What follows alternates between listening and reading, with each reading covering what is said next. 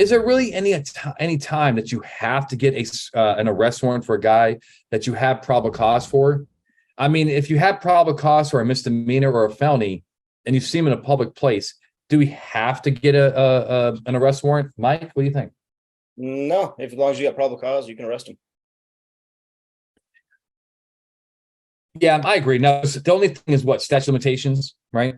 Yeah, that could be a consideration with your misdemeanor that you mentioned there, or some other things that if it's, a substantial amount of time. But again, as long as you have probable cause established, and like you said, in public, which is important, we're not kicking doors to go get them based on PC.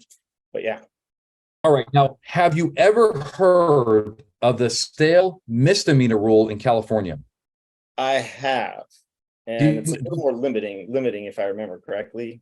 Yes. So let me tell you what the stale misdemeanor rule in California is. Now, first of all, most states do not have this rule. It's a California thing. And let me just tell you what it is. It's not most courts. I think most observers do not believe that this is constitutionally required. But where it comes from is the idea that when people committed misdemeanors in the past, and when I say past, I'm talking about 1700s, right? That you could only arrest them if you had a breach of the peace. You're aware of that, right? The breach of the peace, right. Committed in my presence, which is kind of like the breach of the peace type stuff, right? Well, if you don't arrest them immediately, in other words, if you choose to let them go, and then 5 days later you change your mind, it is a stale misdemeanor. And then the idea is that because it's from the 1700s, most misdemeanors were a breach of the peace. We're not talking about spitting on a sidewalk. Right. It was basically this idea that there's no public safety issue anymore or disturbance of the peace. So why are you arresting him?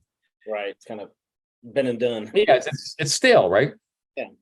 However, you could in California, and this is really the only state that it matters because we have Californians here, which I'm sorry, your gun laws suck.